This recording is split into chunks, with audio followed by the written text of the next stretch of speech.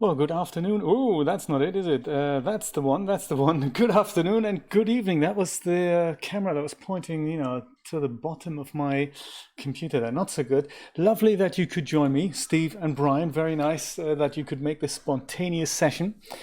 I have no plans really for today, other than that I want to get something done that I thought maybe, I'll do it with you all, and we'll see if we can put some inspiration into this project.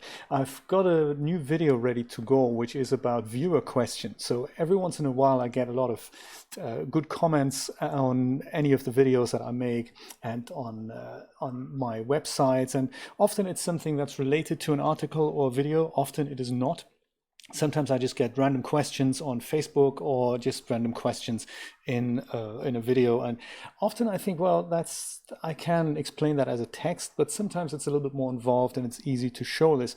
So I thought, yeah, I'm gonna start making some videos about that, just like 2, 3, 5 minute videos about, hey, this is how you do that, so and so, and I've got one ready to go, but I haven't got a thumbnail for it. So I thought maybe I'll just build something with a combination perhaps of DAZ Studio and Blender, and one of them, one little guy that springs to mind is this monsters in my cupboard from 3D Universe, and maybe just a big question mark with a bit of lighting. This was one idea that I had, and the other idea I had was something along the lines of similar to the thumbnail of the DAZ Studio 101, so maybe a lot of random grass in Blender with a big question mark.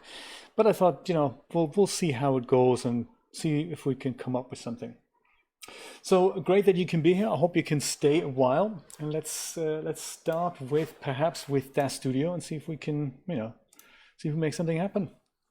How is the new year treating you all? Steve is already on day 4 of 2020, which is quite impressive.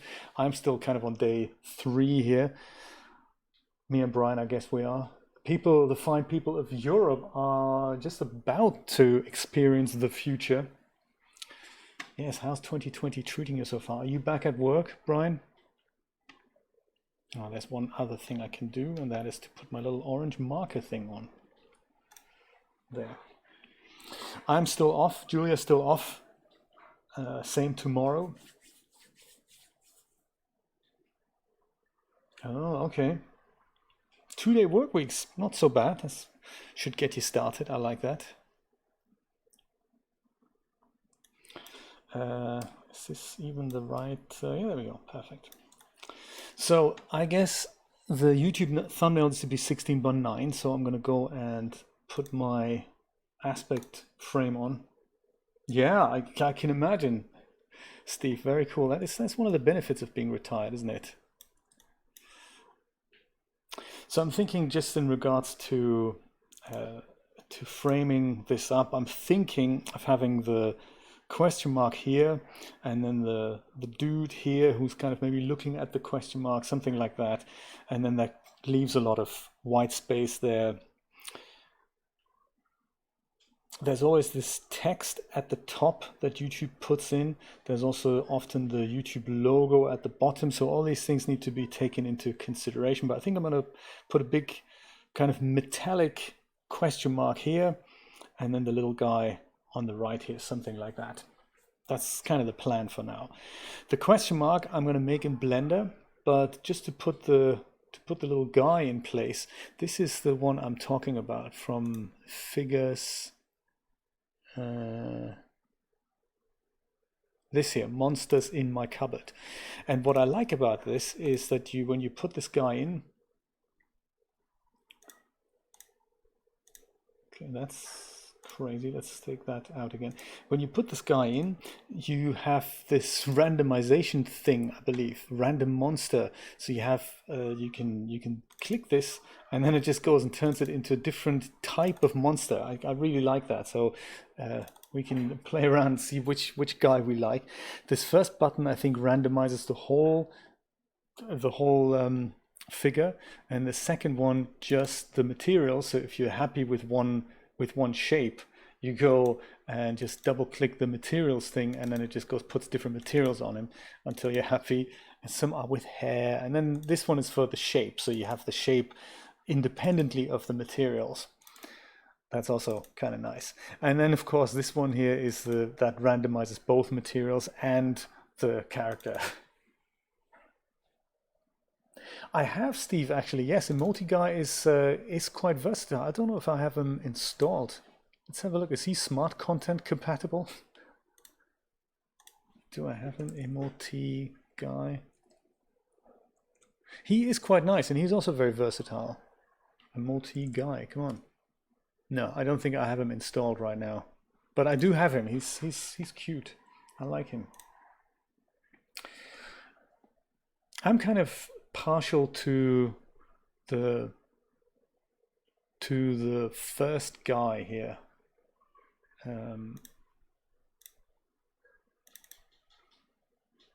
I don't actually know how I get him back. I think I'm just gonna have to go and delete him, and then just go and go back to figures and just bring in the regular green guy. I kind of like the guy when he's green. He comes with poses. Oh, he's got a cupboard as well. Look at that. Can maybe bring the cupboard in. Oh, look at that. That's kind of cool. Don't think I've ever looked at the cupboard. So I'm going to open a door here on the cupboard. That was the original plan. Look at that. We've got a cupboard and he's in it. That's very cool. Maybe the question mark could be in the cupboard. So I think I'm going to leave the cupboard as it is. Let's not use the cupboard. There we go. We're more into monster guy here. So if he's on the right and we have the question mark on the left, let's see if there's a pose that could work for us. So he could be angry at the question mark. It's perhaps not exactly what we wanted to convey. Like Spyro, that's him exactly. Or he could be kind of indifferent. Yeah, that's nice. I like that, the indifferent thing. Could even go and turn him around. I like the idea of him looking at the camera with the question mark on the other side. Could also do this. That's also cute. Or him being totally defeated because he can't work out what he's asking about. Also cute. Do you know, I think actually where you say Spyro, I think the guy, what was his name again? I think it's also Steve from 3D Universe. Was it Steve? I think it's Steve. I think he is inspired by some of the early 90s 3D video games about, I think the Ratchet and Clank. He was developing this robot called Clank, and he spelt it a bit different, but it was definitely inspired by that sort of early 90s or mid 90s cartoony video game style. Yes, either that or that. Also cute. Yes, to the Toon Monster, please. We'll see, something like that. I think we'll be able to work something out.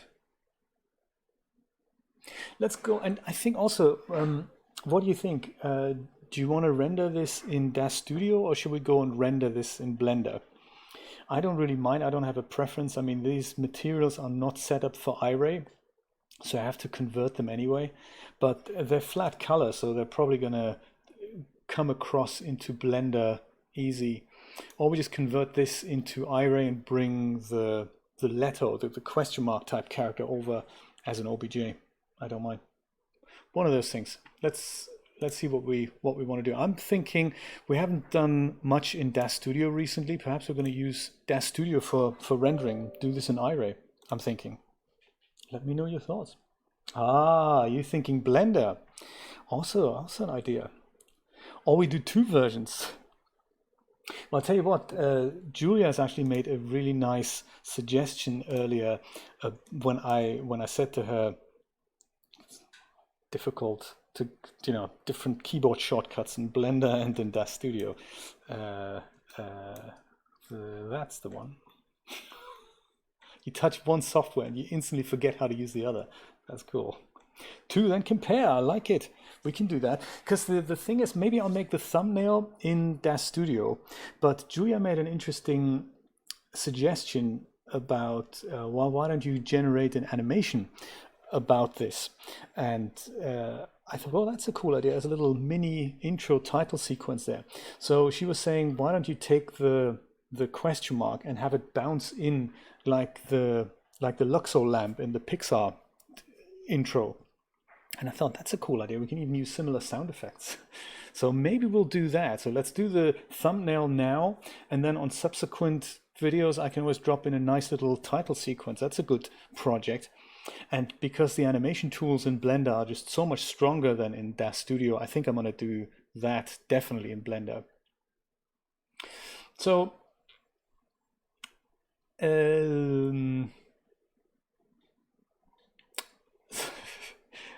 thank you, Brian. Let's start with a bit of text. If I can remember where the text, there it is. That's text. Let's put text in. That is a good start, albeit not exactly perhaps what we want. So let's pick out a font first. I'll just make it a question mark. That's not good, is it? I mean, it's clearly not exactly what we want. So I'm going to rotate this. Oops. So that we can look at it first of all. And pick a good font here. Dragonade, how you doing? Good to see you. Do you know what? I've watched your stream earlier. What was the game you were playing? That looked really interesting. I only had 10 minutes. I was just watching while I was preparing for something. Very nice looking game. So what was the title? I forgot about it. Very cool. I should have said hello. I was in a rush, so sorry about that. But yeah, I was hosting you on Twitch though, so you know, hopefully that that did something. Let's see what we can do. Brothers, that's the one. Brothers, indeed. Very cool. Yes, every once in a while I drop by, or often I just miss the stream, so I'll have a quick peek at a pre-record there. Looks very interesting. So to pick a different font here, how do I do that again? Font, perhaps. There we go. B font. No, let's not use B font. Let's use DAZ 1. I like DAZ 1. If I can find it. See, DAZ 1 isn't even in my Windows fonts directory. Yeah, that's crazy, isn't it? I'm sure I've put it there. Blender can't quite find it. Are you going to keep playing that, brothers? I'm going to have to go download this again because it's just, you know, it's just gone and lost for good. And I believe it's DAZ 1 font. Let's have a look from Google Fonts. Oh, you finished it already, my goodness. Oh, did you? Oh, thank you so much, Brian. Very, very good. In that case, let me go and have a look at it. There's a folder, DAZ 1. Was that in downloads, maybe? It's kind of thank you so much. This is where it's hiding. I've tried to copy this multiple times and it just didn't take. So, hey, thank you for being so observant. I do appreciate that. Thank you so much. So there we go. That's 2-dimensional. Let's make it 3-dimensional. Share font underline. If only I remembered how to do that. That U isn't it? Mr. House, welcome, and enjoy the coffee, Steve. I still have some from earlier, so it's kind of getting cold, but it's, you know, it's okay. So if only Christina were here, because I have forgotten everything she taught me about fonts in Blender. I would just go and turn this into an object now, and then I would try and put something along the lines of a bevel modifier on it, but I think that is possible without it. Look at that depth. That's just the bevel depth. Extrude depth. There we go. That's so we don't necessarily need to make it something that it isn't right now. So maybe 0.1. Oh wow, a hat in time. What's a hat in time? I don't think I know that one.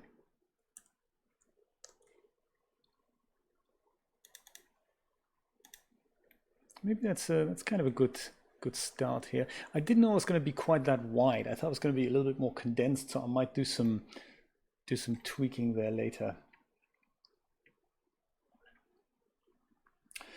Offset, what is it? Oh, offset does this, does it? That's crazy. Let's not touch offset then. Let's leave that there. But a bevel. Let's go and put a little bit of a bevel on here. That's nice. I believe we can even put a bevel profile on here. That'll look super crazy. Maybe that's actually enough. It does so many weird things. I don't even know what it would do. I mean, what is being offset against what? I don't get it. Are you into Blender, Nate?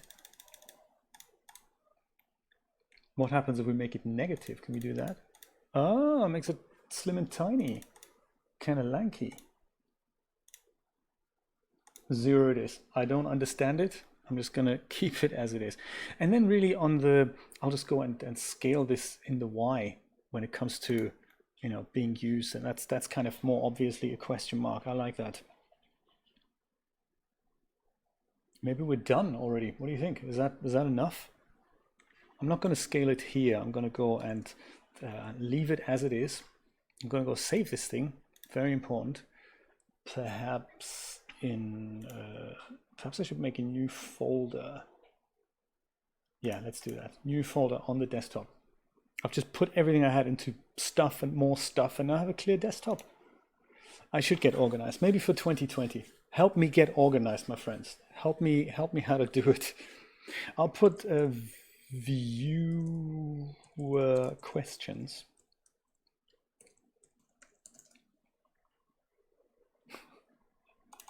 Are you working like that as well? Also, I can't spell. Can you change the file name here in Blender?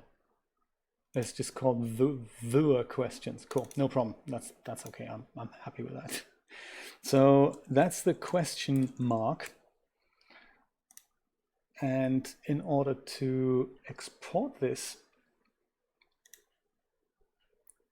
we'll go and use wavefront OBJ. We're going to put it in the same thing. Selection only, that's important. I don't want my camera and my lights to get exported here. Scale, we can do that here, or we can do that when we bring it into DAZ Studio. I think I might have to just do that here. I think I'll multiply it by 100. And Blender's kind enough to go and, again, turn the forward axis into what other programs use. So DAZ doesn't use the same XYZ system as Blender does. So Z is up in Blender, but in DAZ Studio, Y is up. So we have X and Y, X and Z for the flat plane, and then Y is up, whereas in Blender we have X and Y, and then Z is up. That's confusing.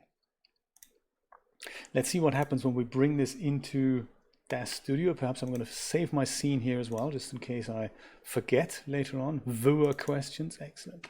That's crazy. I need to live with that spelling mistake for the rest of the tutorial. The tutorial, I call it. It's not even a tutorial. It's just like a working session. Let's call it. What are we going to call this?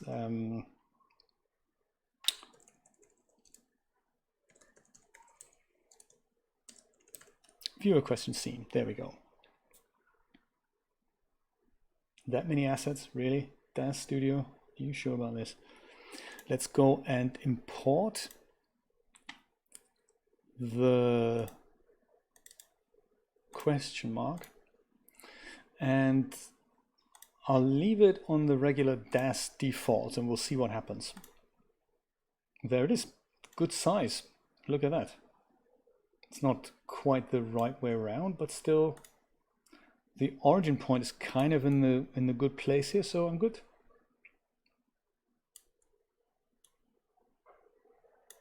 It needs to be a little bit larger because I'd like for this to be really big, and then we can go and have this little guy behind him there. Yeah, we'll work something out. put that somewhere over here.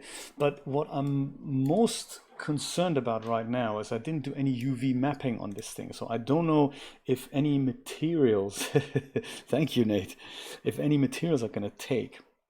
This little guy, this is a 3D Universe character, and he's called Monsters in My Cupboard. We've seen earlier how there's a utility here that lets me randomize the shape of this guy. So if I go and select the toon monster and click randomize here, he becomes a different monster. It's very cool. I'm hoping that I can do undo, and then he goes back to where he was. I think I'm gonna stick with the green guy, but very powerful. It's an older product. It's not really made for iRay, so we don't really know what this looks like in iRay. Let's have a quick gander at it. If we go and switch that over to iRay, I'm just going to go and see what my other parameters are here. 1920 by 1080. That's cool, and it's, yeah, okay. Let's go put the aspect frame on. Let's frame just a random thing up here so we can see the materials with both of these things. I'm also going to create myself a camera that will be copied from the perspective view, through which I shall then look. There we go. On the camera, very important, I'm going to switch off the headlamp. Nothingness, blackness. But I do want to retain the preview light, so just don't want to see the headlamp feature in the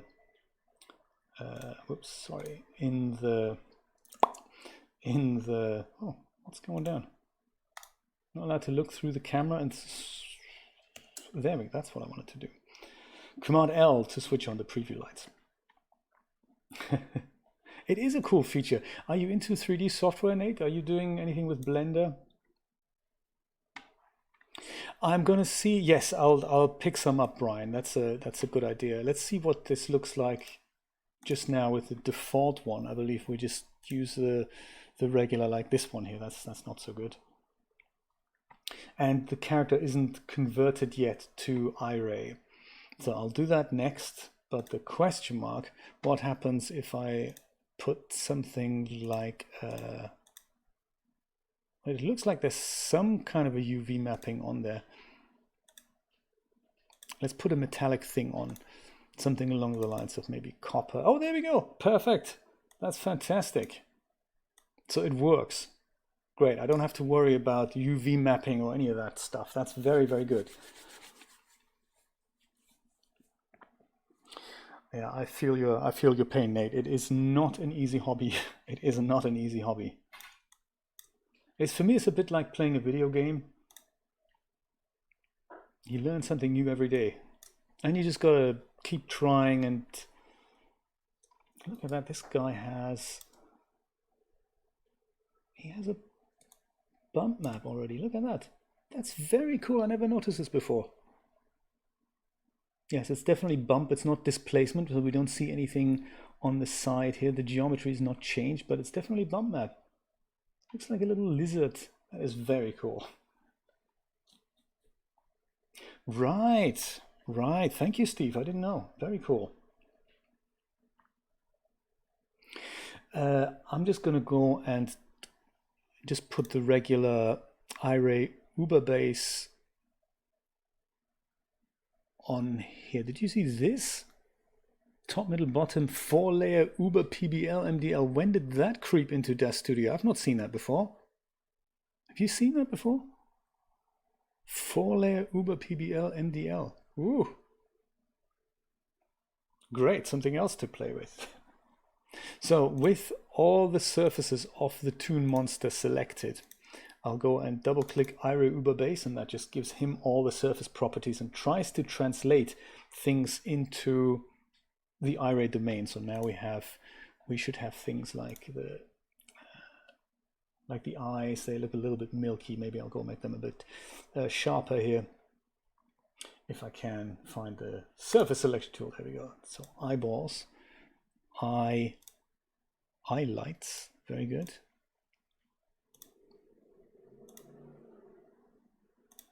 Something along the lines of glossiness. It's already pretty glossy. That's cool. reflectivity. Just going to increase that a little bit, see if that does what I hope it's going to do. No, it doesn't. Good.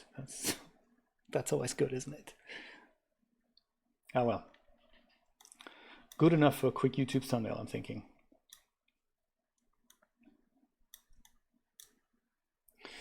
Let's see if we can pick a better environment light that will have nicer reflections than the default. I believe I do have, I've just purchased one. See if I can find that under lights. Platinum Pack 1 and 2. I like it.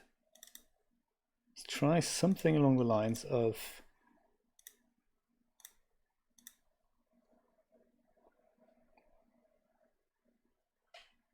that, just a low res version of this.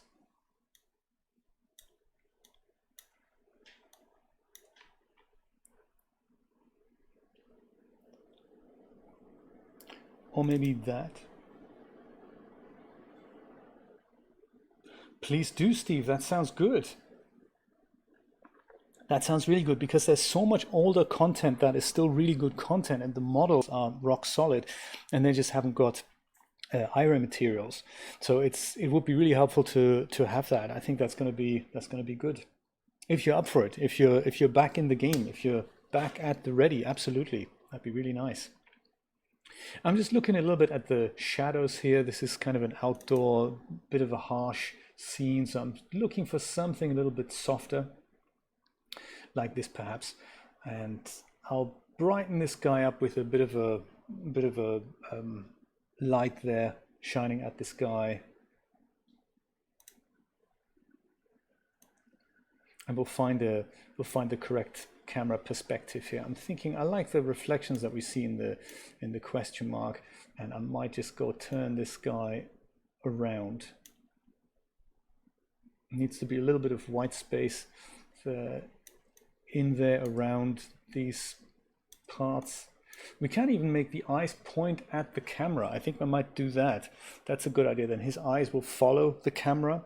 I always like doing that. That's a good idea. Let's do this in our perspective view. And we don't need the IRA viewport for that. I'll go and pick up the left eye on the parameters. Under MISC, we can point this at our camera, and that'll look a little bit crazy now. That's okay. The right eye also gets pointed at the camera. Sometimes these crazy eye movements are happening just before we, oh no, look at that. I don't think it's going to work. Oh, what a shame. It's not going to work. I think the eyes are not correctly set up for that.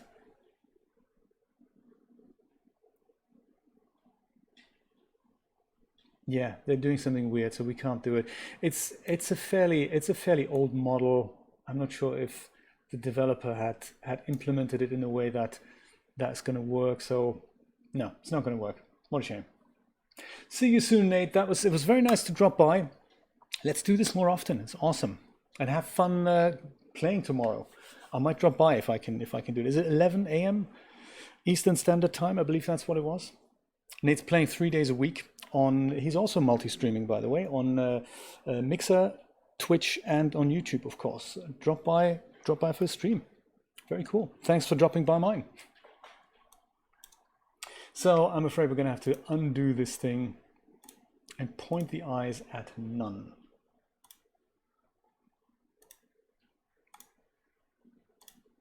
There. What a shame. Do you know, it'll work exactly the same as what I just did manually, Steve. It's just the eyes are not set up for that. I think it probably has to do with where the origin point, not so much the origin point, but where in regards to XYZ space the eye pupil points, I have a feeling. 5 days a week, my goodness. Last I looked, you were streaming 3 days a week. That's even better, Nate. Awesome. Good luck with it. I hope it's going to work out.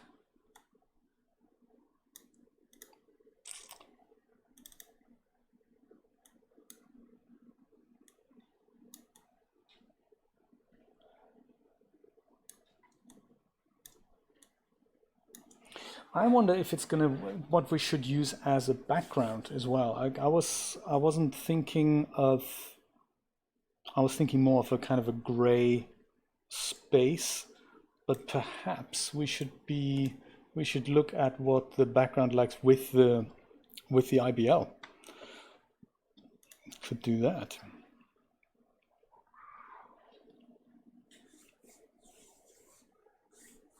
I'm not sure if it's the eye material, Brian. I'm not. It could be. It could well be. But I doubt that that has an influence on kind of the why the pointing at the camera thing isn't working. Often what 3D Universe have done is there's a little helper object in the scene with which that the eyes point at, and you can just take that object and then move that around, and that'll move the eyes. So that is something that in other models that's implemented. I don't think we have that here. Let's see, or do we? And I have overlooked it. Utilities has that. Props is just a cupboard. Poses, materials, and figures. No, we don't seem to have that. Like in the Toon Mouse, he has that. The Toon Mouse has something, this eye target here. That's kind of nice. So rather than pointing the eyes at the camera, the eyes permanently point at another object, and then you can just move that around. It has it has a color. It's just kind of clear on the outside, and then on the inside it's the pupil, I believe. Let's have a look. Let's have a look.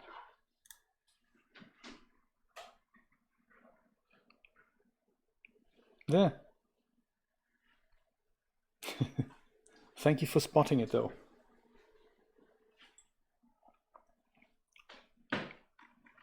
So let's try to see what the background would look like if I would go and draw the dome.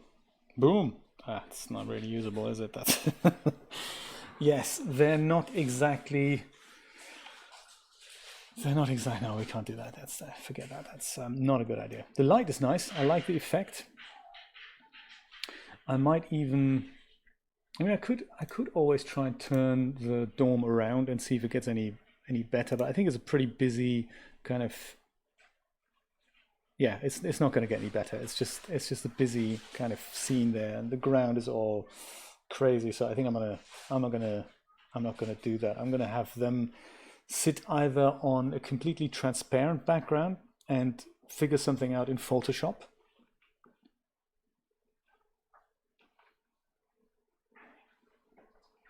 or just have them stand inside, kind of inside a, what's it called? When your brain freezes up, what's the thing called again that's around? Sphere, there we go. So if you put a sphere at the center of your scene and make that large, and then you knock out some of the polygons where the camera looks through, and we still get that effect of the IBL coming in, but we get a kind of an infinity curve effect. I might use that.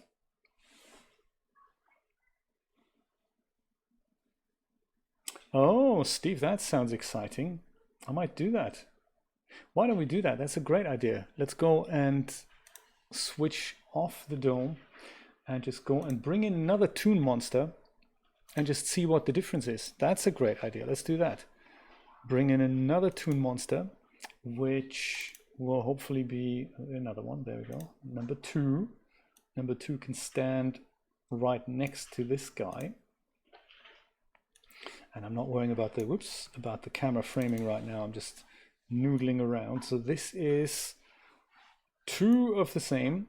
The left guy has been converted into iRay just like I did it. I'm gonna go and switch the aspect ratio, off so that we see the whole viewport rendered here. Active viewport, there we go. Then everything is iRay rendered.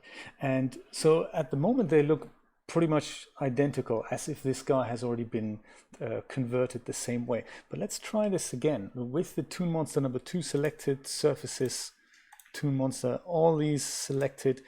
And here's Ira Uber. Steve says, hold down the control key, and then I'm going to double click that.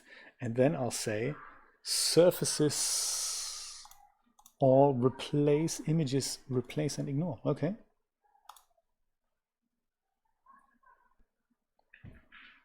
No big difference there, but that's a good tip in case you do otherwise get rid of textures, I guess, right? If you have textures, certain maps that are assigned in 3D Light, and the moment you put the iRay thing on there, maybe it's a very good tip, Steve. I didn't know that menu would pop up here. Look at that. There's also set preferred options on accept.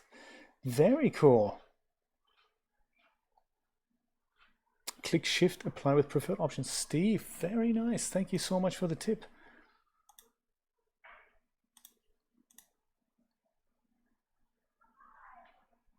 Nice. Same with this. Apply to all surfaces rather than the selected surfaces, depending on the situation. Very cool. Woo-hoo. And none of them are documented, are they? Thank you, DAZ. That's so nice for giving us this toy and then not explaining how it works. There, we'll get rid of this guy. That's really good to know. So it's just like poses. It kind of follows the same design philosophy there. Very nice. Our guy needs a little bit of brightened spot in the face. Shall I use a mesh light for this or a spotlight? What do you think? Calm, yes, yes. Mesh light maybe? Yeah, maybe mesh light.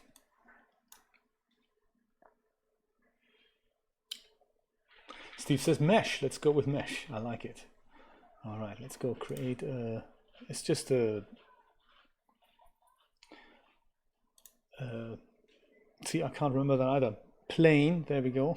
Thank you, brain. I'm going to call that one light box. And with that selected, I'm just going to go and angle that up a bit.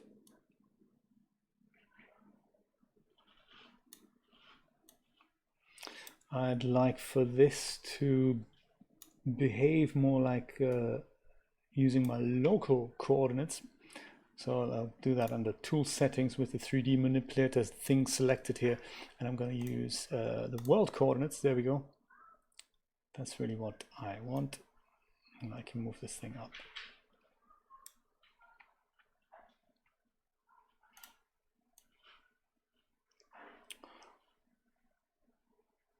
And since this is mainly for our little guy, I'm going to angle it away somewhat from the question mark there. No, I'm not actually using my my perspective view, which was what I should be using for this. Let me go and frame up that camera again. This is what can happen, huh? So 16:9 there, that's perfect. So that's kind of the framing I'm looking for. So now with my perspective view, I can go and maybe use this as my aux view. That's going to be my camera, and then that can be the one that shows us iRay, and then this one can just be the texture shaded viewport. And that's perfect. And then we can take this away there, and that'll be that. That's perfect. Exactly what I want. So this guy can go a little bit higher so that it's out of vision, and hopefully still getting us a good effect on my little guy here. So let's set up the emission shader on this thing. Surface property. I could just put the emission shader on there. I kind of prefer to do this manually because I'm, you know, old school. I'm not really. It's just watts. Maybe we'll try 200 watts. And I'm keeping an eye on the effects it has in my scene over here. It looks like it doesn't have much of an effect, so let's try 1000. it's coming into vision. I can see the effects even on the reflection here. Maybe 1000 is nice. I'll see if I can move it away somewhat. So I don't necessarily want this to reflect in here, but I do want the scene to get a bit of soft light from the front. It almost looks like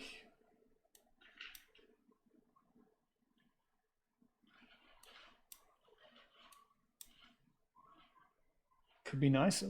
All I want to do here is I'll leave the emission color on white. I'll just go and knock this down to maybe 5000 and just make the, or it's like say 4500 to get a slightly yellower effect here. Let's go see if we can do a render. It doesn't have to be 1920 by 1080. We can just use 1280 by 720. See what it looks like. And also get a bit of an impression. Yeah, thanks, DAZ Studio. Not so much of the perspective view, more thinking of, you know, the camera.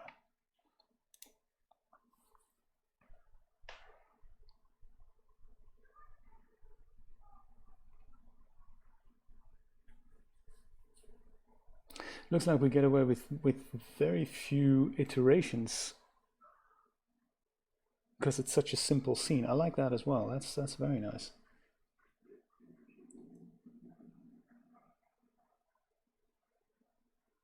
Good point. Parent the mesh light to a camera and then aim the mesh at the subject. Yes, that is possible.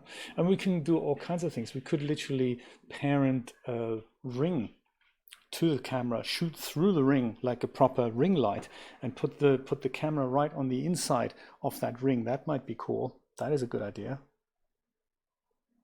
But hey, it's, you know, it's so many things we could do. I would like to do something else to the question mark here. I'd like to, I think he's a little bit burned out as well. I mean, may need to take the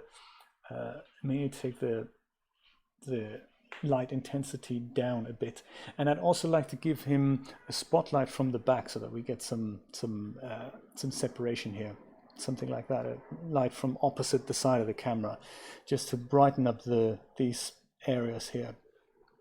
But I like to make the question mark look a little bit more interesting, something like a bump or displacement map, something like that. I'm thinking just, you know, give it some cracks or so. A rim light, that's the one. That's the one. Let's do this. Let's do it. Leave the camera as it is. Play around with that. And yeah, just something like this. Just use a spotlight to go. I'll use a regular parametric spotlight for that. Copy the viewport thing. There it is. That's kind of cool. I can even look through the spotlight, and then I can point it directly at what that's supposed to look like.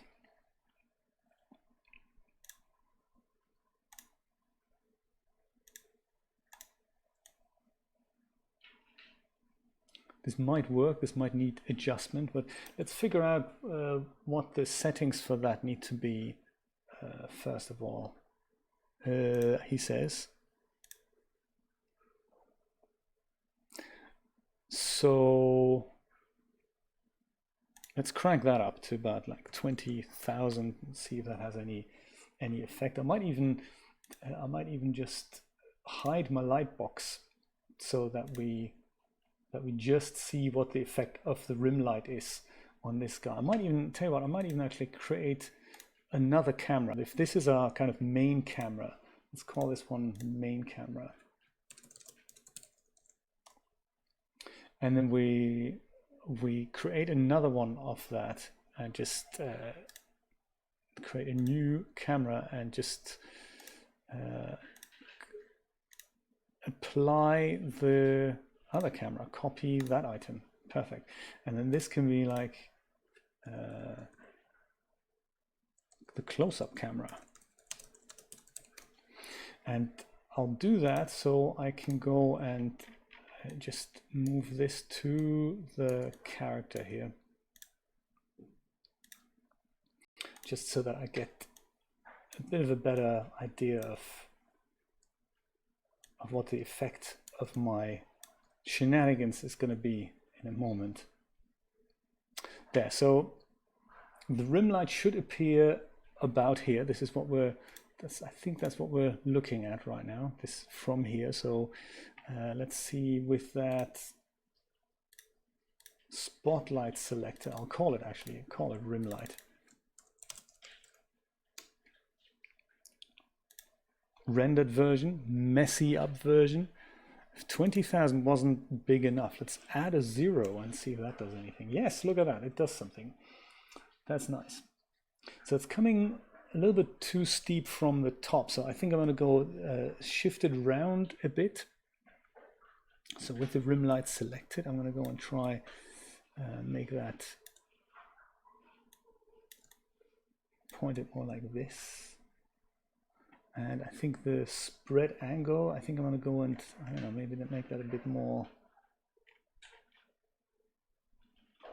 I don't like the harsh shadows here, but I don't think it's going to be a major issue because we've switched off the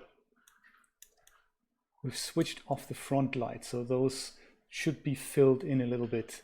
Those things. I think maybe that's kind of nice. Maybe even bring it around. Whoops. Sorry. Oh man, that was that. I didn't want to do that. Ooh. Accidentally undocked my palette there. Not what I wanted.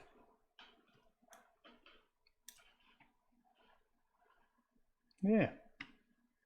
Switch that light box back on, which we wanted to tone down anyway. So I could quite conceivably put the scene tab below here so we can go and see the rendered version and mess around with the scene tab too. So lightbox, there we go, surfaces, emission, and drop this down to maybe like 500, so maybe even 400.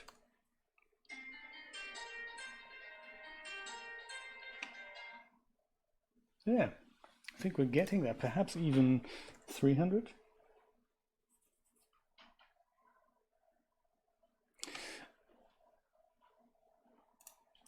Actually, let me leave it 400. I'd like to make it a bit softer.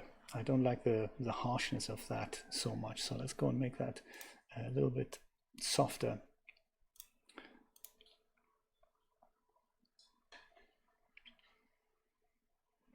And I do that in where again? How do I do that again?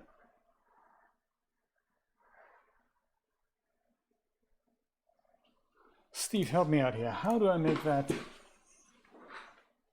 I'm mixing this up. I'm mixing a mesh light up with I need to actually change the size of it, don't I? I'm mixing that up with the parametric light now. Yeah, exactly. Make it bigger. That's what we can do. That is totally what we can do. So light box. So first of all, that's not good. I should have selected that. Go and make it bigger hopefully without it creeping into my view here. Or I have to make it transparent. I don't necessarily want to do that. Yeah, so the other thing I want to make a little bit less harsh is in fact the rim light. So to avoid these nasty shadows here. And on the rim light, I think this is what I was mixing up under the light tab. I think I can go and increase the width and the height. Let's try 50 and 50. And that makes these things a little bit less harsh, those shadows there. Perhaps we're going to try even 100 and 100. Sadly, that hasn't done anything. That's not good, is it? Maybe it's because the point light needs to actually be a rectangle. Yes, look at that. 50 is probably enough. Yes, I like it.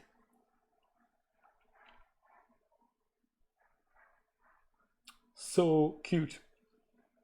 Yes, I think actually it was the rim light. It wasn't actually my front light. My front light's probably okay to be, come on, okay to be just the size that it was. I don't think that was the, yeah, look at that. It was actually the,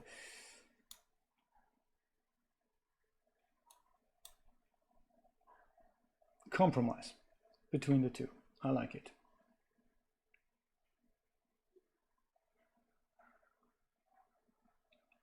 Back away from the subject, you say? Let's try it.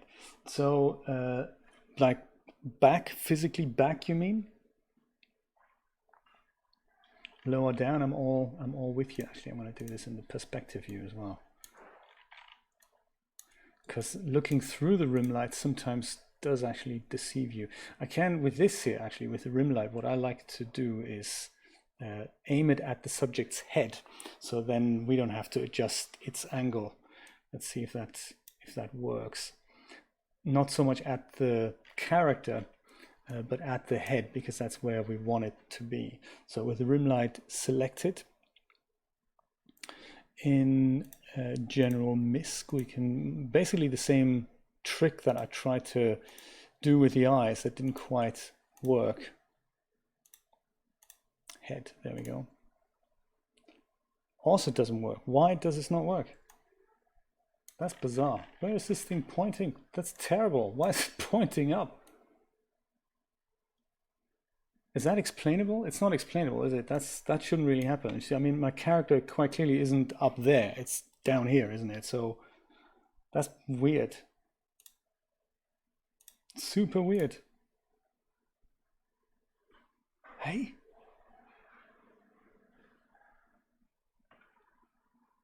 Does that make sense?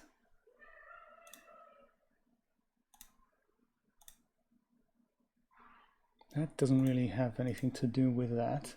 That should not be happening. It makes absolutely no sense.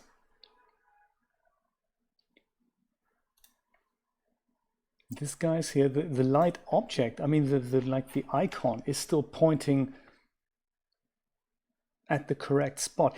Okay, well, if it's that difficult, I go and create an empty. I just have the light point at the empty. How's that? Oh, a null rather. So I'll call it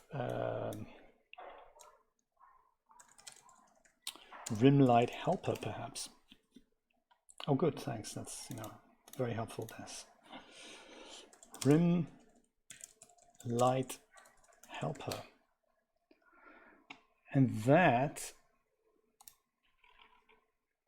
will move towards my character's head, even maybe just,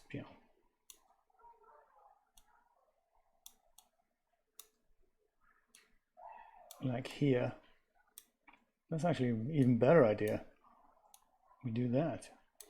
And now with my rim light selected, I'm going to put that, aim that at that. Does that work? It also doesn't work. I am using the release version of DAZ Studio, right?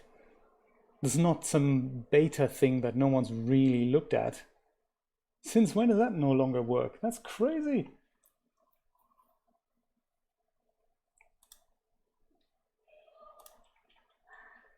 Yeah, 4.12.086.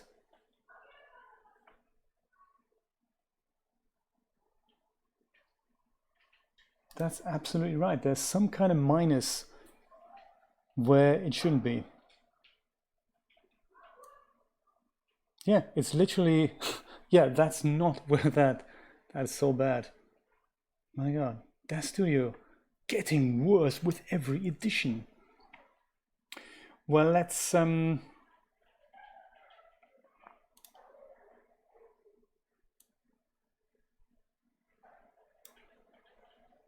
but weirdly, I mean, the icon is moving correctly. So maybe the light cone is just drawn wrong. Maybe it's actually working correctly.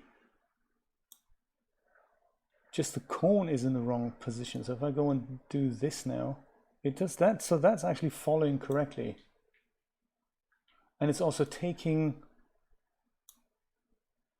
the light away. So it is drawn correctly. It's just maybe it's just the cone that's not doing the right thing there. Could be.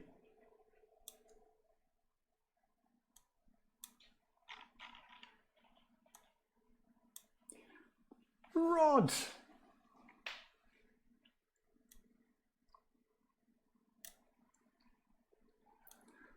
DAZ is getting all weird on us, Rod. Should we try Poser? Let's go Poser. Let's forget DAZ Studio. Anyway, much earlier, we were saying, yeah, so the cone is just drawn in the wrong direction. This is not actually where the light is shining. Interestingly enough. Steve was suggesting put the light further down. Look at that, it is actually doing the right thing. We just ignore wherever this thing is drawn. And did you say move it closer to the subject? Is that what we're saying? I believe that's what you're saying.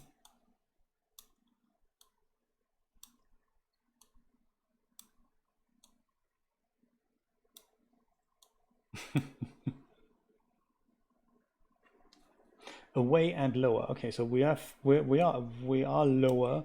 We're just not awayer yet. Let's do that. Let's do away. Let's do it with this.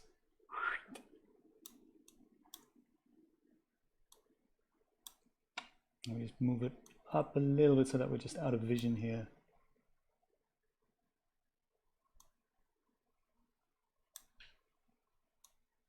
Oops.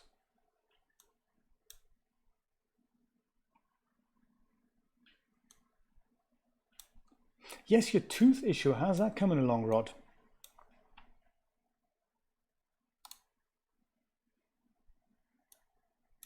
Let's go and have a look at a render.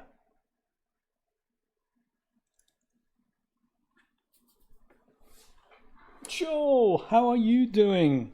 Thank you so much for your wonderful New Year's wishes. I wish you the same. Thank you so much. We could make this invisible. We could just move it up a bit. Yes, you are right. It is actually better, and I can see more of a separation here now. This is exactly the effect I was looking for. I always try to do this with putting the rim light too high, but that creates these issues that that I was showing earlier about the shadows on the face. So this is much better. Thank you, Steve.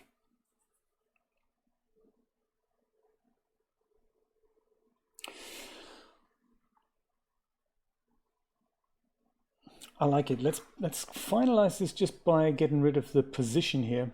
So I would normally I would be inclined to zoom in a little bit more with the camera, but YouTube puts so much stuff on the outside. I'm gonna leave it like that. I might just separate the two a little bit, and yeah, probably just separate put that over here a little bit more, and then we just let's do that. We're nearly there with the final composition. I like that. So this guy just goes, and then we put this over. Actually, see it's there. What do our thirds guide say? Yeah, look at that, almost there, almost there.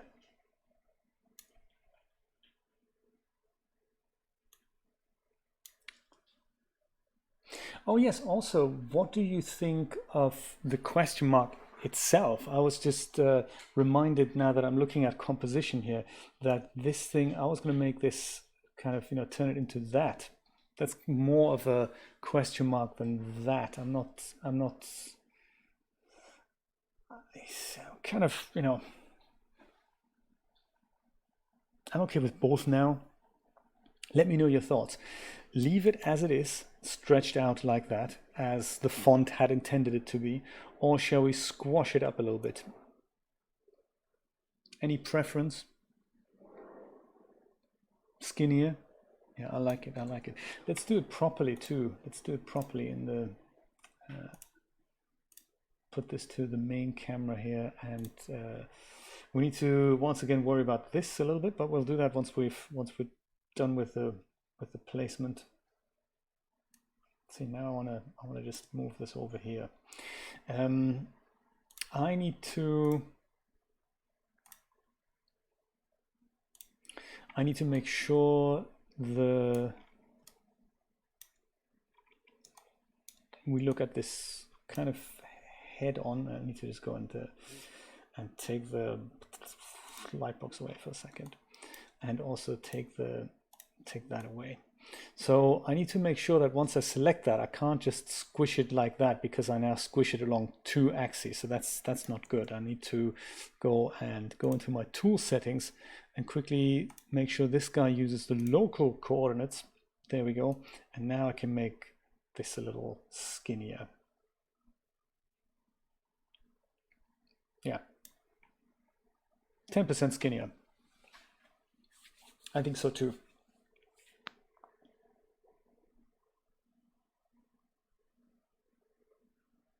Getting there, Rod. I want to do something while we're on this question mark here. I want to do something to the texture. It's kind of a little bit flat, and I'd like for that to get a bit of just, you know, bumps and stuff. Let's see if we can make that happen. And where would that be? Perhaps in base? Are we looking at the correct thing here? Bump, there we go. That's what I'm thinking. Base bump is probably going to be enough. Can we actually do this with something like what these guys have attached? So we have some maps here. Oh, there we go. I've got others. I could make it look knitted. That's a good idea. Something along those lines. Just give it a bit of something.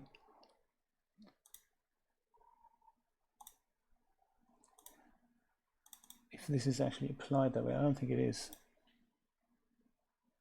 It's not applied, is it? No. Damn, brother.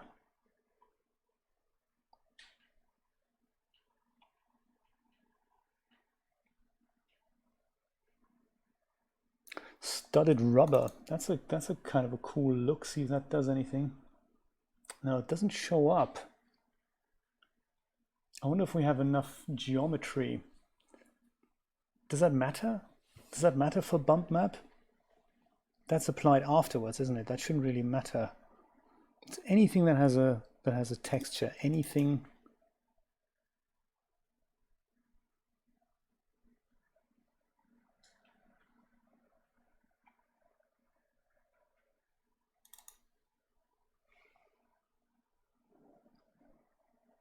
Yeah, it looks like my bumps aren't even showing up here.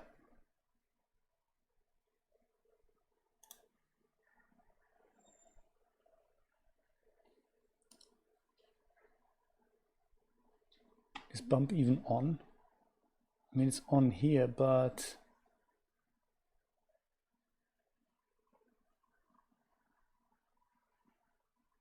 it could be a scaling issue.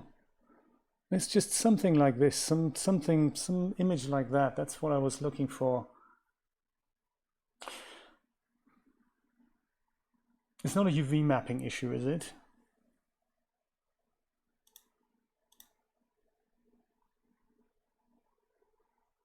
I say I'm very sketchy on this whole iRay shader thing. As it's a very complex shader. I do seem to remember that you can switch on and off the bump in 2 places. So one is this, like an actual strength here, but you can also switch it on and off, I believe. But where that is, I have no idea, or how that worked.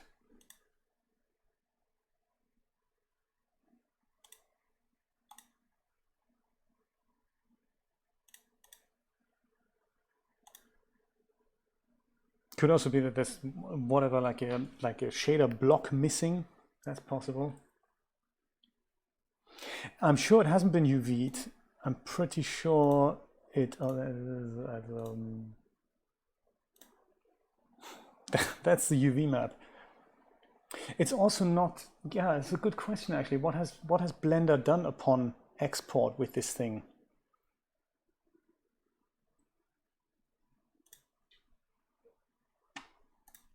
What has Blender done? Because this is not geometry here. This is just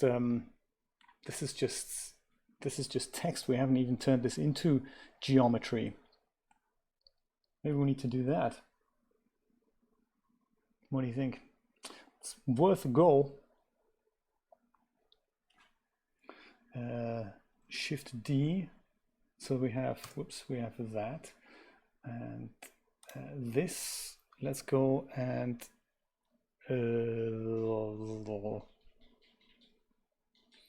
convert. Is that something we just search for because we can't remember convert to? There we go. Curve. Mesh from curve, that's it.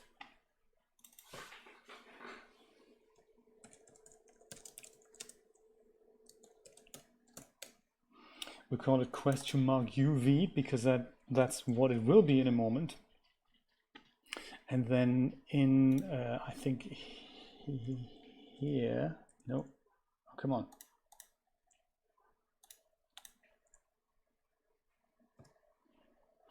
Geometry looks a little bit rancid here, but that's okay. We should just be able to say UV, smart UV project. Shall we try that? That looks decent. Certainly is UV mapped.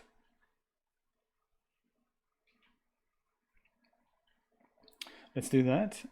And off we go with the new version of the question mark. Export, wavefront OBJ, selection only, very important. And we're going to multiply this by 100. Question mark. Question mark, I'll just call it question mark UV'd. There. There we go. Boom. Almost there.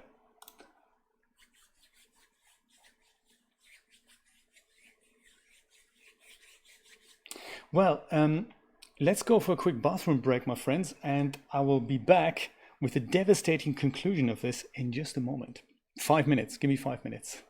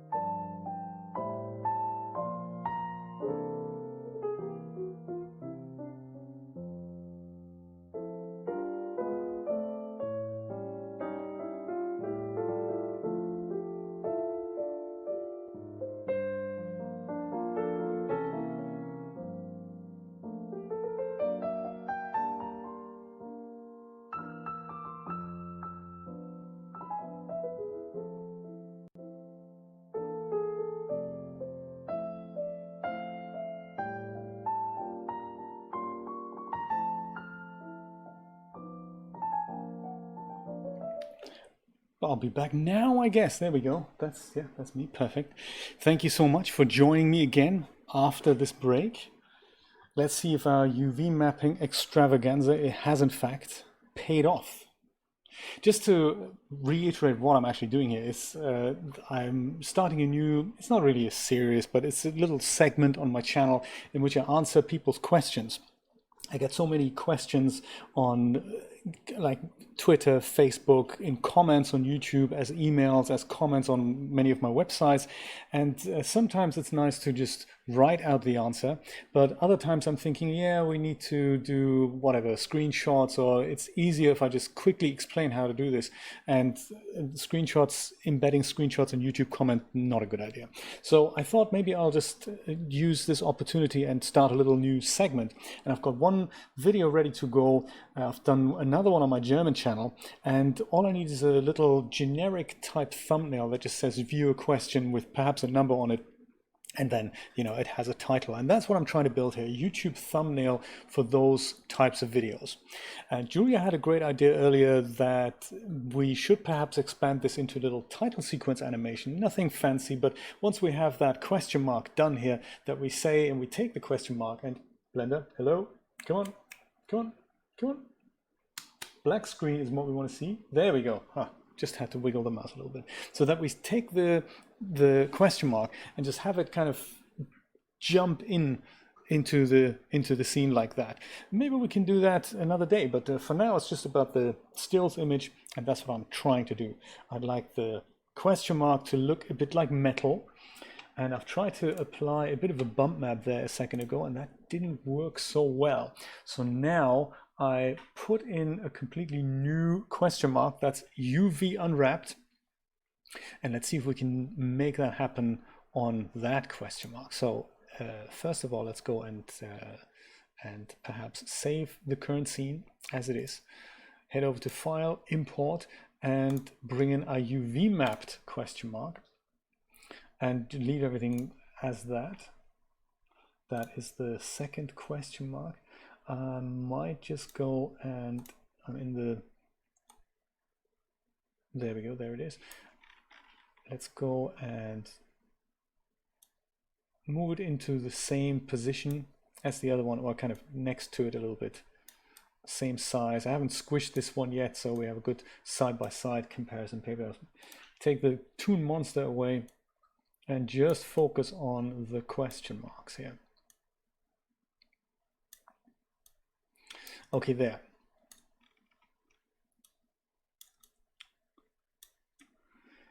With the UV question mark, let's see if we can, first of all, let's see if we can see those UVs here. Yes, we can, so they're now there. That's good to know.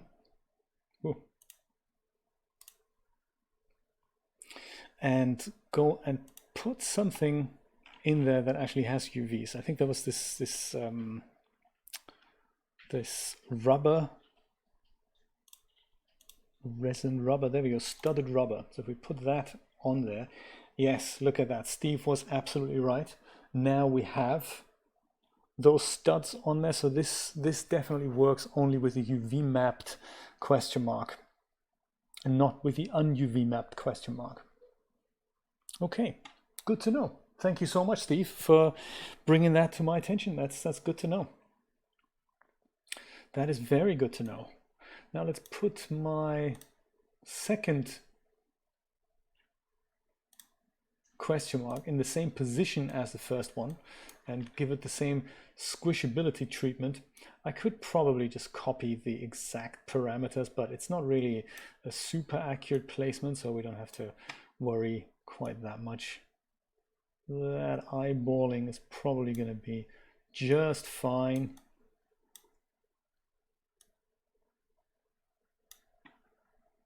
And I believe it was kind of a 10% squished thing here. Fine, it's fine. First question mark can go away, and the second one will go and clad in the metal again, which was pink good? I think it was copper. I think I used copper for that. And then I'll just give it that that same little UV map that we had, the same bump map that we just had it there a minute ago. Under, not here, it was under, was it the base bump? There we go. Something like that. And then we obviously increase this to something, you know, that's cool. That's we're getting there. We're getting there. We're making it a little bit smaller. I believe, is that in the geometry editor? Is that what happens? Do I do that here? Yes, I do. That's cool.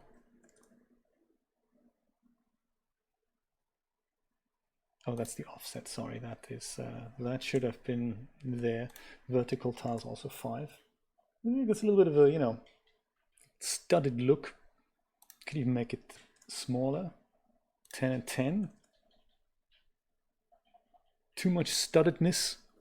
What do you think? Let's look at it in the big picture here. I like the studs. It just gives it that je ne sais quoi, you know.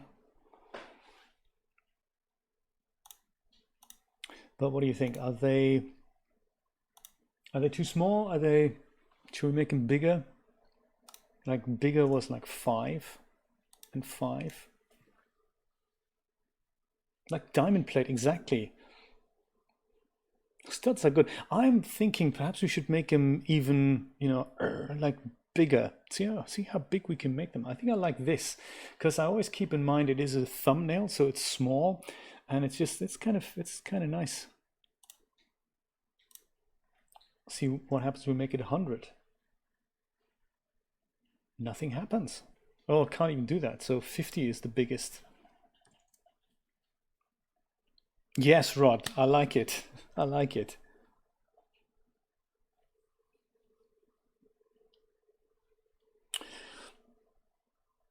DAZ doesn't do displacement, does it? It only does bump and normal. It doesn't do displacement, does it? If I remember correctly. Displacement is essentially the normal. I think they leave that with the normal. I mean, I can try and apply the same thing in the normal map. I don't think it has much of an effect. No, it just goes and weirds everything out. Let's not do that.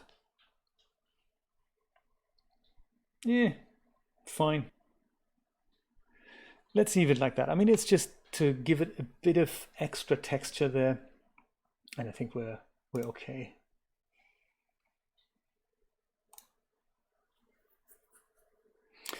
Rod, the calendar is actually a good marketing opportunity for you as well. You can try and flog it. You can try and make it ahead of time. So, I mean, January is kind of the beginning of the year. You could also make a mid-year calendar.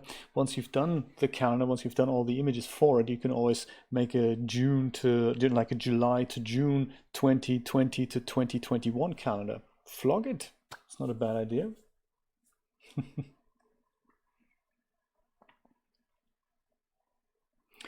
Let's bring our main character back. Here he is, and let's see what we can do about that rim light in the back, which now is proper light geometry. It's not quite. It's kind of bizarre, isn't it? Because you have a light box in the front that's for our main character.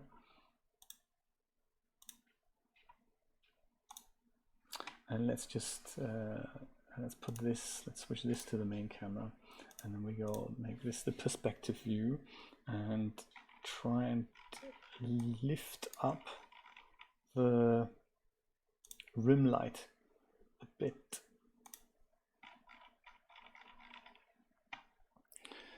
I'm going to use world coordinates for that so that I get a clear, just lift up until this guy is out of the picture. That should be enough.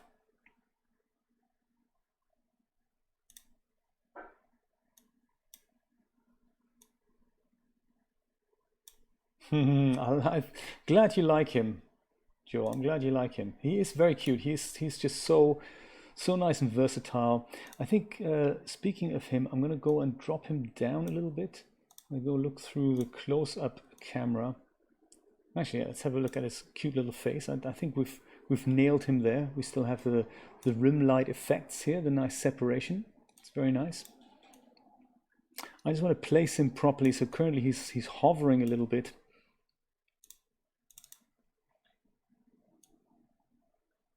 So, oh, no, that's not it, that's not it.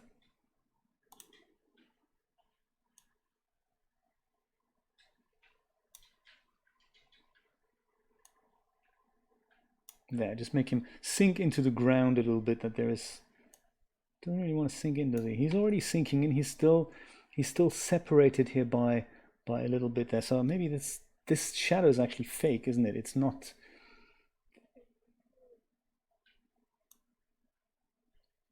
actually real, because we don't have a ground plane in the picture. This what looks like a ground plane is made by iRay now under environment.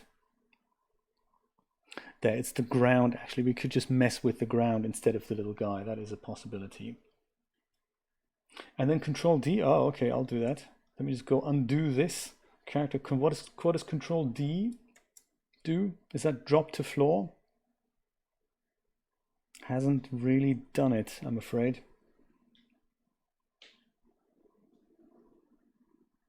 Yeah, in Poser there's this thing where you can just literally drop something to the floor. I can just go and lift the ground up a little bit here. That also works. Therefore separating that space between the character and the floor. It's not really that important. I mean, we are just drawing the shadows. I think I'm going to do the background in Photoshop anyway, so I'm going to... This doesn't actually work. Ground origin, it doesn't actually do anything. Last I checked, this was working. What's up with this version of DAZ Studio? Nothing works anymore. Crazy stuff. So I'm going to go drop him manually. Drops to floor, exactly, that's what I thought, yeah. But... Oh!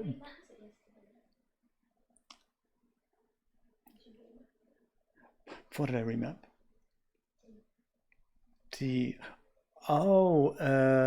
Good point. Julia's just made an excellent point. Control D is actually a shortcut that I've remapped yesterday. So Control D has, in fact, is now duplication on my system.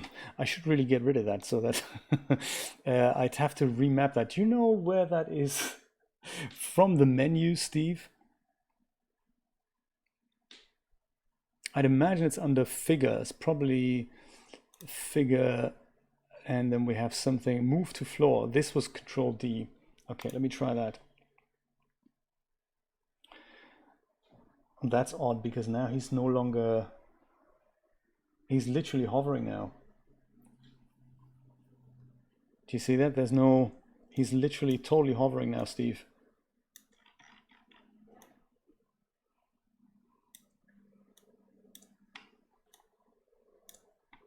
This is worse than it was before.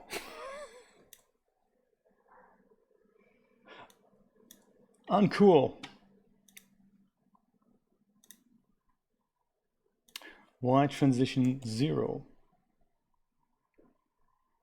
That also doesn't do anything. What is going on? DAZ Studio, the program not to be trusted. And also, may I ask why Y transition isn't actually being acknowledged here in the in this? That's bizarre. See, oh, there we go, finally. So 0 is here, is it? That doesn't make any sense. Why is 0 not... Anti-progress, that's exactly what it is, Rod. Anti-progress. I'd love an explanation from that. Also, I don't recall touching my question mark at all, which is also hovering. Have you noticed? That's interesting, isn't it? Question mark UV'd. And it isn't Y translated either. It's still at 0. Does that make any sense? It doesn't, does it? Come on. I don't have a ground plane. I've touched the ground plane, has been reset. Ground origin is still Y. Something's Crashed, but good, I say. Let me go save this as a version here. And then restart DAZ Studio, because that's just not right, is it?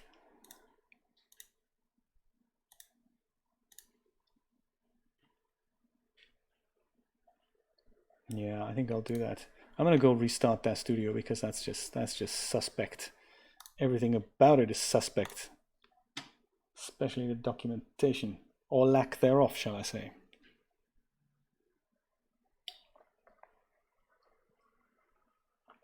I never had issues with the ground before though, Steve. It just really doesn't make any sense at all. So let's just start afresh here by putting a quick primitive in, like a sphere, and just have a look if you know, if things are working the way they should do. So if I go and drop the sphere down to here, it's not actually sinking into the ground. The ground is moving with it. That's kind of bizarre, but okay. We'll give you that, DAZ Studio. Under parameters, I do still see a Y translate though. The moment I put that back to 0, it's kind of here. That's kind of what we want, isn't it? Cool. Just also for my understanding here, just to assure that I'm not going completely mad here, the the ground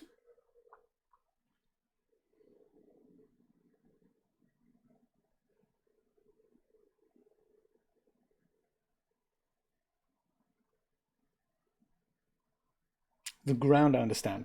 It's the orientation. That was entirely my fault. I thought that was the translation. I could have sworn it was translation there a minute ago, but I guess it wasn't.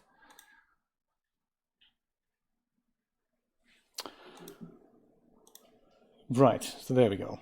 Ground origin. So if I now go and move that up, then my thing should sink into the ground. Perfect. That's kind of what that's what I thought would happen. That's what I was looking for in my previous scene there. I don't know if there was something wrong. So it is working now. So that's, it's good to know. It's good to know. Great. Let's go back to our actual scene.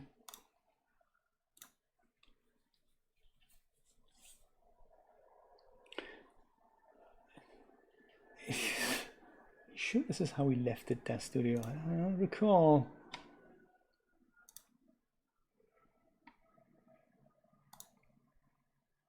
Move to floor. That's crazy. Move to floor makes it hover over the floor. That's absolutely crazy. So manual this. There we go. Perfect. I like it.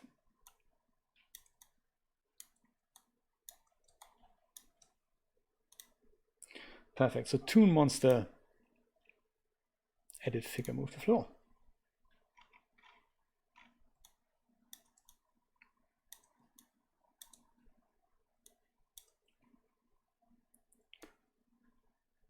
I'm just going to drop him a little bit further. I think now we can, now this thing's behaving the way it should. Whew. The advantage of rendering it out like this without a ground plane is that you get the shadows without having to create a shadow catcher, and you get an otherwise transparent image. That's kind of what I was after.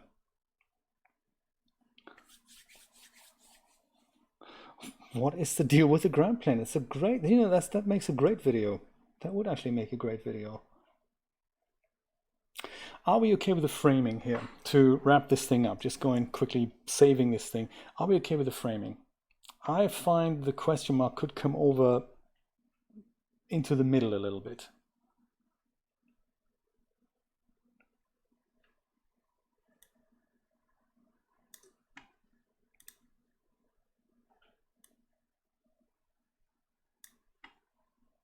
Could also make that thing a bit bigger and then just go.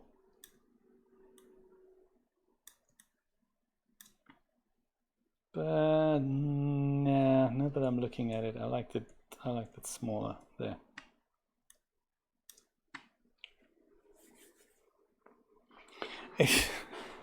I can see why, Steve.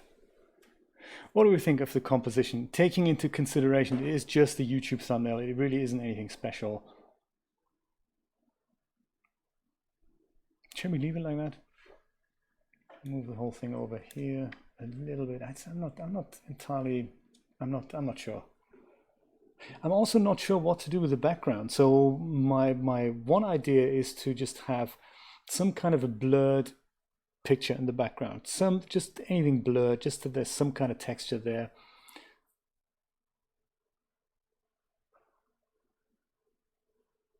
Good point. And just paint them in, Rod. I like that. I like that. Let me just go and render this out. I didn't know it was going to render this quickly. That's quite nice actually.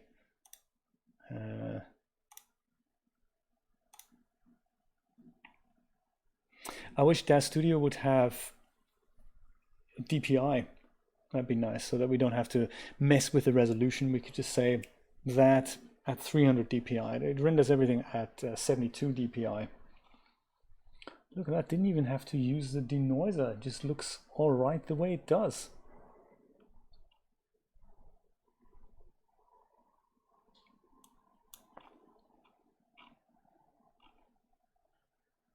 Nicely done, shadows and all. Let's go and save it into viewer questions. That's good. Maybe make another folder here. Try my attempt to be organized in 2020.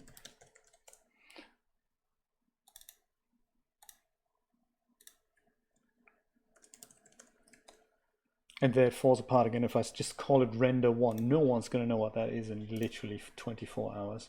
But hey, that's quite okay.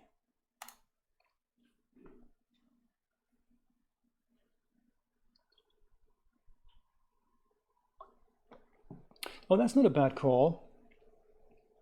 Yeah, we can do that. We can do that.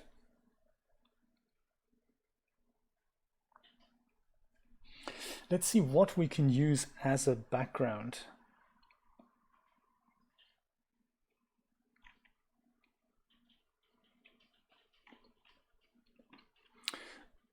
Perhaps just one of the things I've just like the 3D Shenanigans background, we'll just blur it out so we're not going to see exactly what it is. Just use the last frame of a render here somewhere. Yeah, like this.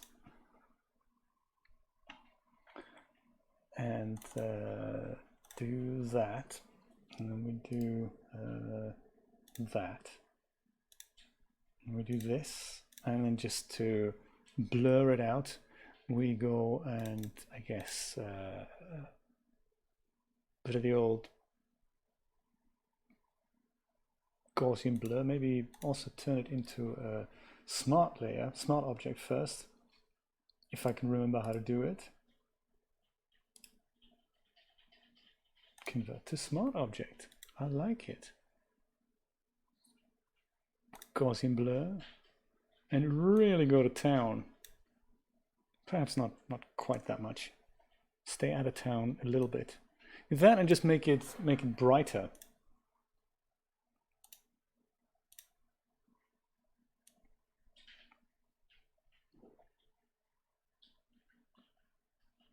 We know what it is, but the audience doesn't.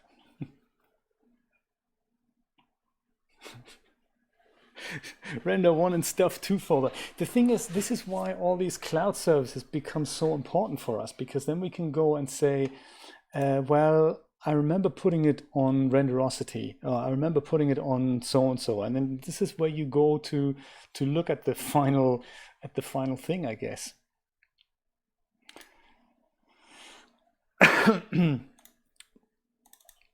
Viewer questions. It's deliberately misspelled, by the way. Yeah, so this is the thing now. I should have, I guess, I think I'm going to do that next time on the next render. I should have oversampled it dramatically, so that then we would have it at the correct resolution there, I guess. This I want to make a clipping mask, so a clipping layer that it's only applied to this. And now I can probably go and do a bit of color kind of fiddling there.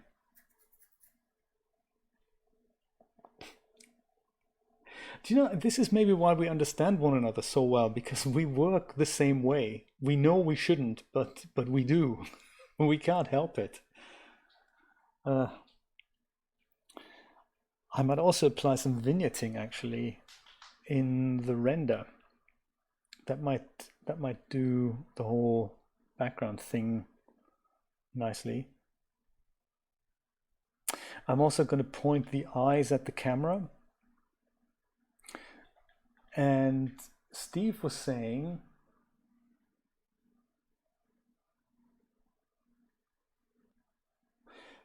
the right arm kind of points towards the question mark just a little bit. I think that's a good idea. I think let's do that. Let's do that.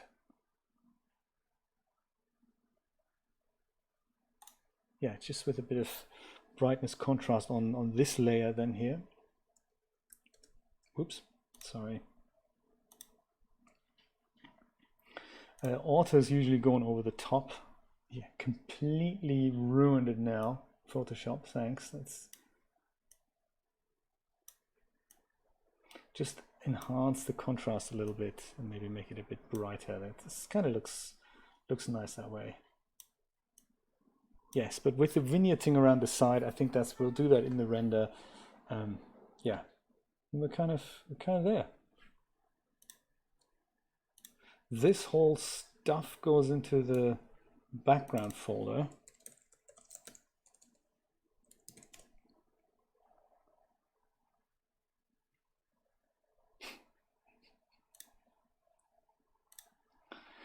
And while we're thinking about it, before we forget it, let's go and save this also in viewer questions. And let's not call it Cinema V12 1500 PSD, even though that would be a good name for it. Let's also not call it YouTube thumbnail, because it doesn't really describe what's in the picture. You see, these are the questions. You got to just make a decision quickly, and this is where my whole organizational system falls apart, because it's those types of decisions that you have to make the right ones.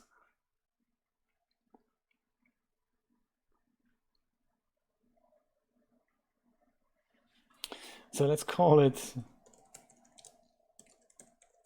viewer questions YT. How about that? Aha. Okay.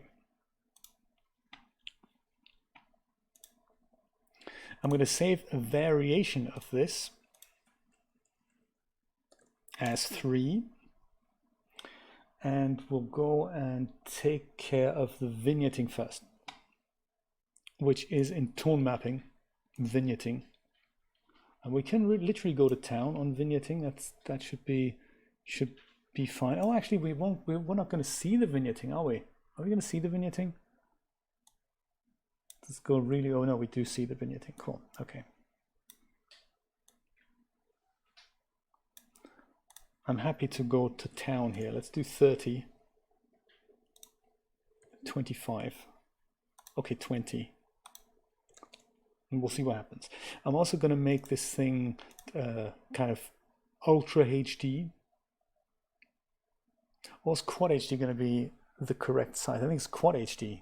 That's it, isn't it? That is, I think, the right size, isn't it? To come up in a higher DPI in Photoshop. I think, let's find out. Let's find out. We'll do that. And let's move his eyes, little guy's eyes.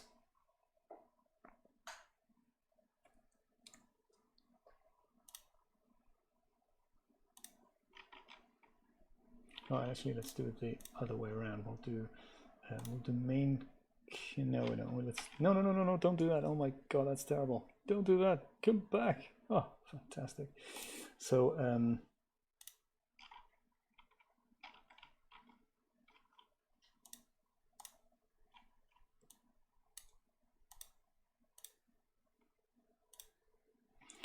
this eye, this is now going to have to be the local coordinates.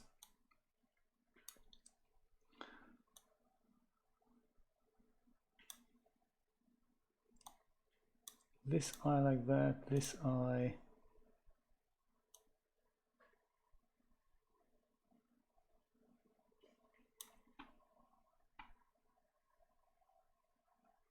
like that. I don't think we do. We have any eye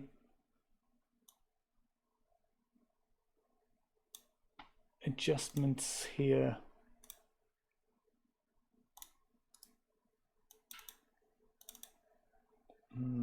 Could be in the head. Eye. Oh, we have eye styles. Look at that. Oh, that's ear style. So eye size, eye width. Oh, interesting. Build your own monster. But I don't think we have eyes left, right. Bicep, that side side, that perfect. Okay, cool. Let's go and undo my eye extravaganza. I just use a slider here. And then there's also up down. That's much nicer. There we go. Makes him look into the camera a bit. We can even go, and with the head selected, I guess the whole head could go and nod down a little bit like so.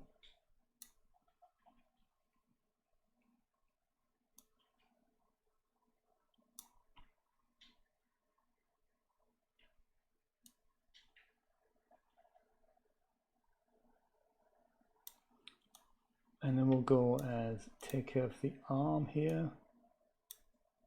I could use power pose, but it's let's try power pose. It often just gets it wrong.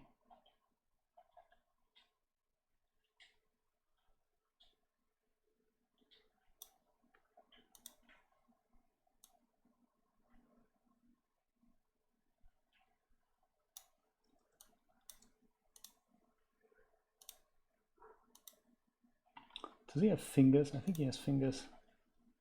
Right, pinky, mid-index finger. Maybe just index finger. See what we can mess up with the index finger. I mean, that looks like his middle finger.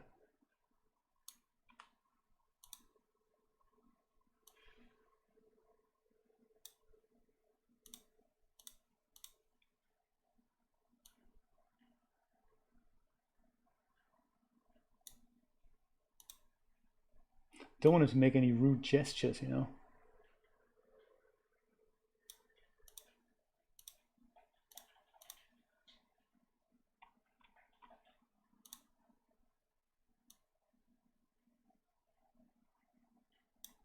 There. Eyes, hand pose, vignetting, size. That's all we needed, right? Was that what we needed? Is there anything I've forgotten? I'll just kick off a render and we'll talk about it. I think that was it. Go and save this and go render this thing. And I think that's the thumbnail done.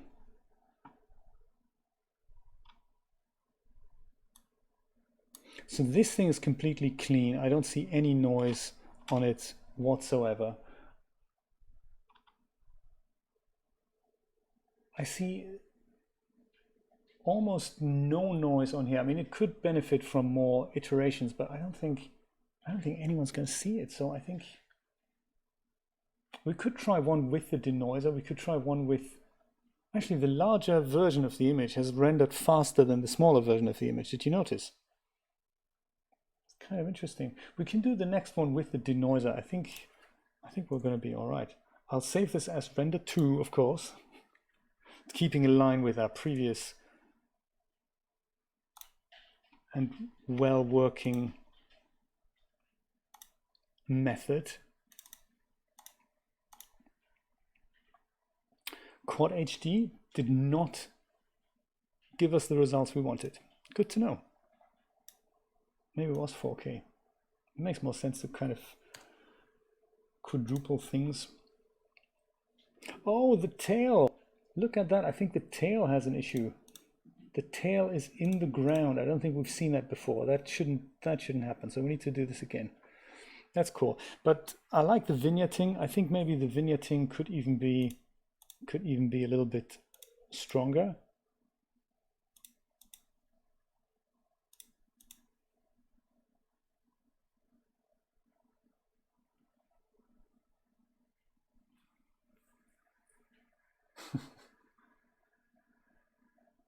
Yeah, let's fix the tail. Let's make the tail kind of go upwards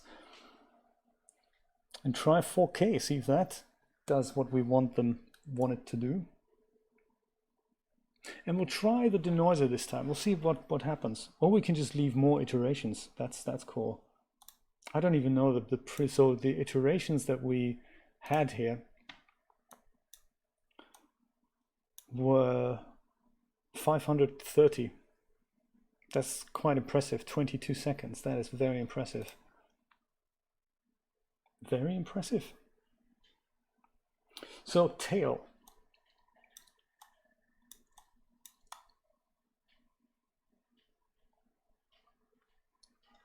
But is the tail actually going into the ground? I can't quite. Yeah, no, it definitely is.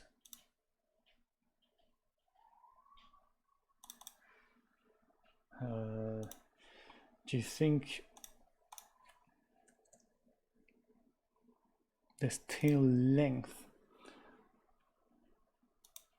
But to pose it, I mean, where would that be?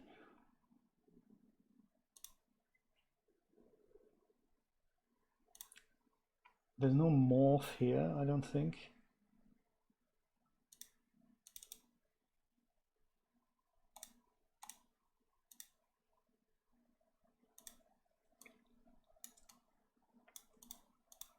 No, we don't have a morph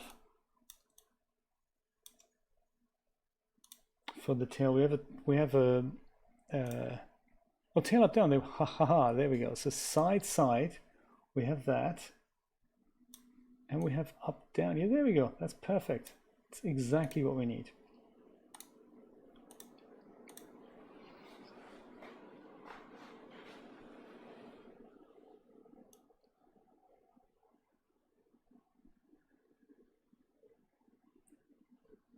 We'll point him up a little bit, so then it's like, you know, excited animals, they do that.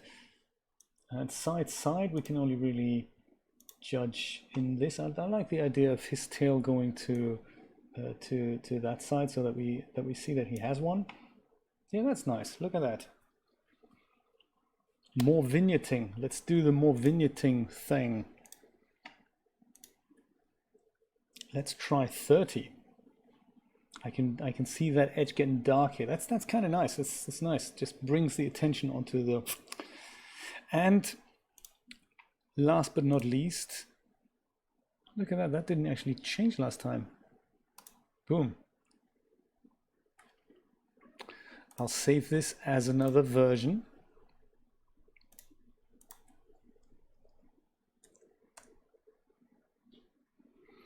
And we also wanted to try the denoiser, didn't we?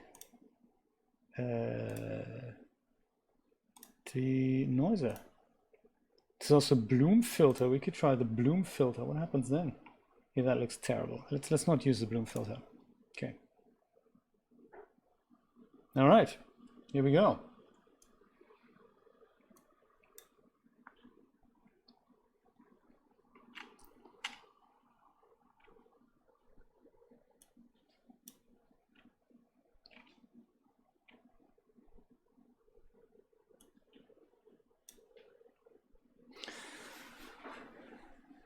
Denoiser, I can see what he's doing there.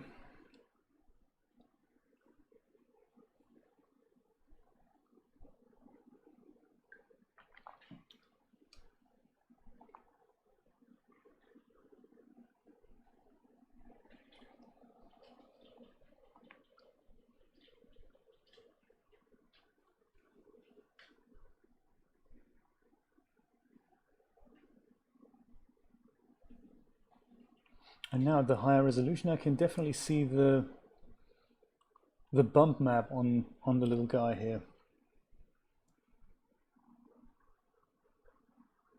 Yes, absolutely, Rod.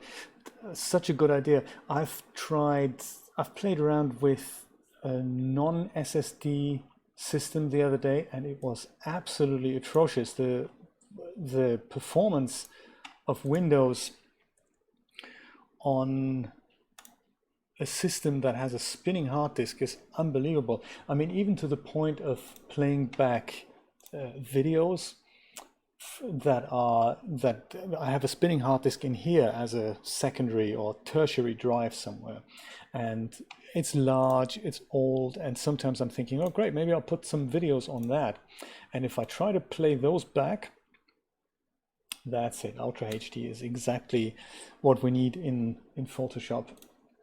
Good to know.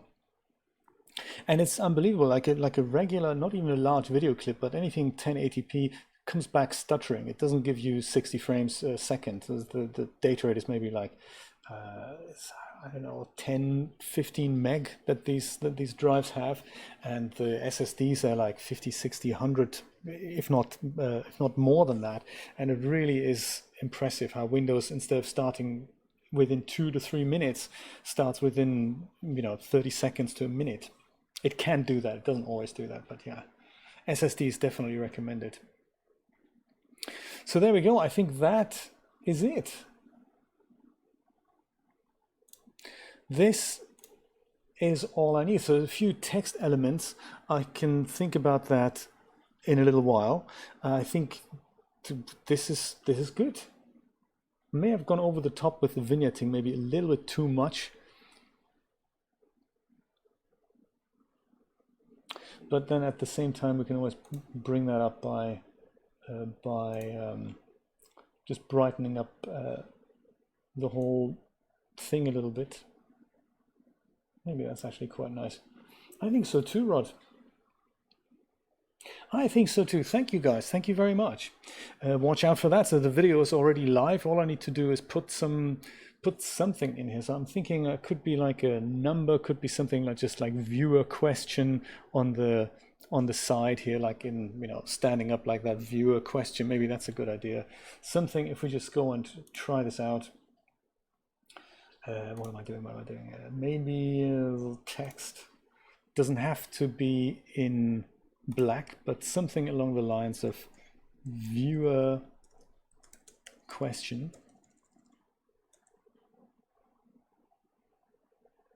Why did I think question was longer than viewer? How did I come up with that?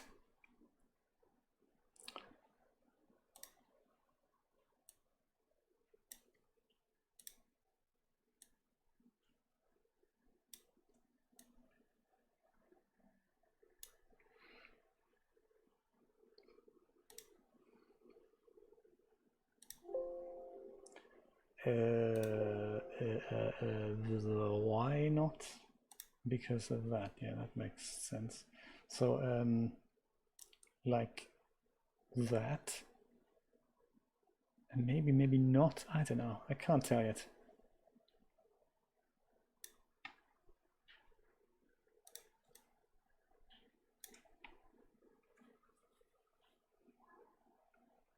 A trailer, Rod. How exciting! Like a motion trailer.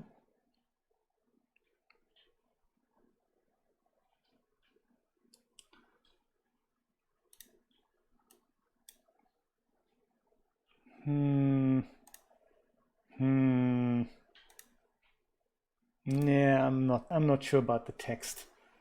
I'll figure something out. I think I'm going to put that in the bin. I think I'm going to focus on the picture. There's got to be something better we can do there.